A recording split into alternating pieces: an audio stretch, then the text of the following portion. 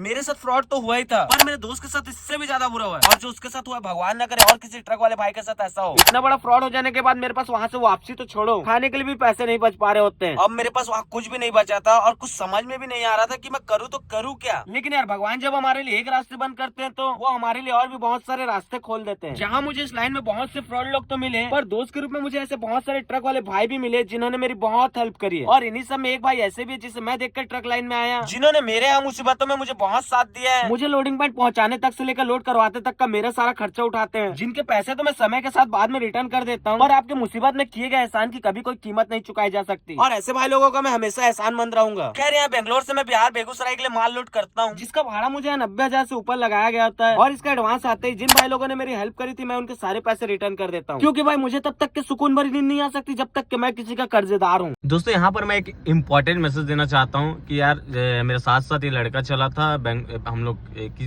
Root के लिए माल भरे थे केरला के लिए। तो ये गया था एर्नाकुलम और मैं गया था कन्नूर।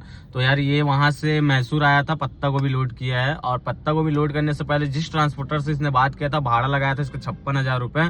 और वहां से इसको 48 घंटे कुछ बताया था, लेकिन जब लोड हो गया तो इसको पूरा 48 घंटा नहीं 36 घंटा बोल दिया। और 36 घंटे में भी इसको पूरा 36 घंटा नहीं मिला यार। जब ये 32 घंटे में इसने मंडी भी लगाया और वहां पे उसको एडवांस मिला था 23,000 और यहाँ पे मिला 20,000 जब उसने रायपुर में खाली किया तो। लेकिन जब खाली हो जाने के बाद में बोला कि पार्टी वाला की ट्रांसपोर्टर देगा। अब जब ट्रांसपोर्टर को लगा रहा है तो फोन नहीं उठा रहा। 10-15 दिन बाद जब उसने फोन उठाया तो उसको माँ बहन की गंदी गंदी गालियां दे रहा है और पैसा भी नहीं दूंगा बोल रहा है। भाई तो क्या ट्रक वाले का पैसा नहीं है क्या? इतना मेहनत करने के बाद में जब उसने मंडी लगाया, जान पे खेल के लगाया है ना, और इतना करने के बाद अगर उसका पैसा नहीं मिलेगा तो ये गलत है भाई उतना। क्योंकि भाई ये भी कोई हम लोग अपने घर से ला नहीं रहे पैसा, ठीक है। उसने अपने जेब से लगा के मंडी दिया था और उसका पैसा ऐसा खा रहा है। तो भाई मेरे आप लोगों से यही हाथ जोड़ के विनती है कि आप लोग इसकी आईडी मैं सामने लगा रहा हूँ। एक इसका ब्लैक बक का आईडी है, ट्रांसपोर्ट का आईडी है, इसका नंबर है।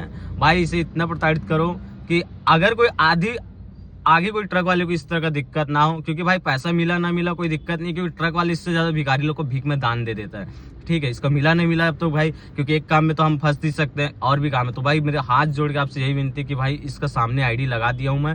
जितना हो सके इसके आईडी को रिपोर्ट भी मारो, क्योंकि भाई इसकी आईडी अच्छी दिखा रही है। और ब्लैक बक में भी इसने देखा था, लेकिन इसने ब्लैक बक से नहीं भरा था, कहीं और से मतलब ले आया था, लेकिन इसका ब्लैक बक में भी आईडी है।